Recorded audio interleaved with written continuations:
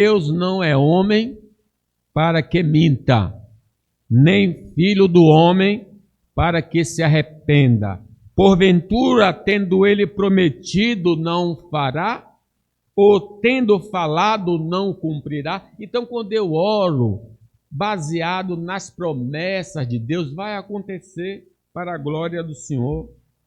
Por isso, precisamos ler diariamente a Bíblia Sagrada para conhecermos a vontade do Senhor e fundamentar nossas orações. Errais vós, não conhecendo as Escrituras. Sendo assim, no tempo e da maneira que Deus quiser, seremos atendidos em nossas petições. Versículo 4. Busquei o Senhor, Ele me acolheu e livrou-me de todos os meus temores.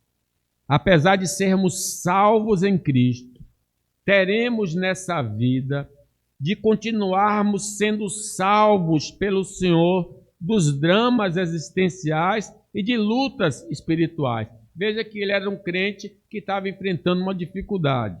Pedro nos adverte: sede sóbrios e vigilantes. O diabo, vosso adversário, anda em derredor como um leão que ruge, procurando alguém para devorar. Resisti-lhes firmes na fé, certo de que sofrimentos iguais aos vossos estão se cumprindo na vossa irmandade espalhada pelo mundo.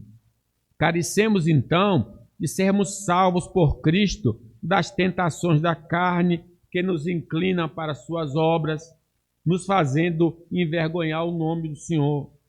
Então, eu preciso estar sempre pedindo a Deus, me salve da velha natureza, porque a inclinação da carne dá para a morte, mas a do Espírito para a vida e paz.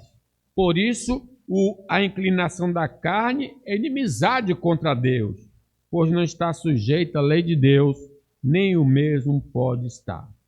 Vivemos, irmãos, em um mundo caído, cheio de crenças e comportamentos que querem nos seduzir para nos afastar da vontade de Deus.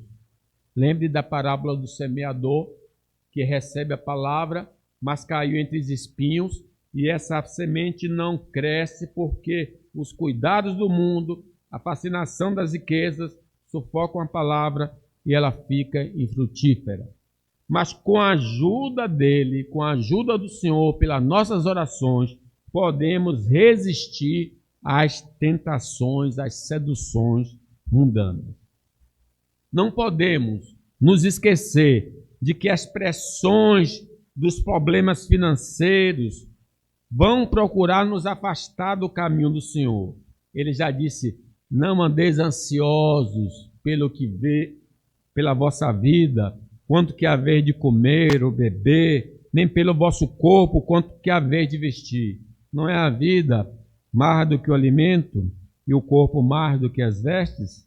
A doença sempre é um instrumento intimidador da fé em Cristo, tanto para quem vê como para quem é acometido. Sofre quem é parente que está ali com o doente e o doente está sofrendo por causa da doença, sim. Assim, lembre da mulher de Jó. Às vezes a gente faz uma crítica severa àquela mulher, mas a experiência dela foi a mesma experiência de Jó. Sim, ela perdeu 10 filhos. Ela perdeu toda a fortuna. Ela estava sofrendo tão quanto Jó. Na doença, evidentemente que a dor era de Jó, mas nós sabemos como um parente sofre vendo um outro ente querido doente, sofre tão. É um sofrimento diferente, mas é um sofrimento. Por isso que muitos não conseguiam, por exemplo, visitar, ver a irmã Cecília, porque era muito doloroso ver ela vegetando ali, sem nenhum tipo de movimento. Dói muito ver uma pessoa querida naquele estado. Então, meus irmãos, a mulher de Jó sofre tão. Então, vendo aquele sofrimento que ela estava passando, né? E agora vendo o esposo naquela situação, ele diz: amaldiçoa o teu Deus e morre. Claro que ela agiu como uma insensata, mas vejam que é um sofrimento intenso. A quebra nos relacionamentos do lar, do trabalho, da igreja, produzem muito sofrimento e nos abate espiritualmente. Mas tudo isso e muito mais pode ser vencido com a ajuda do Senhor através da nossa vida de oração. Não importa que tipo de sofrimento, se espiritual, se físico, se dinheiro ou de relacionamento. Diz o versículo 6,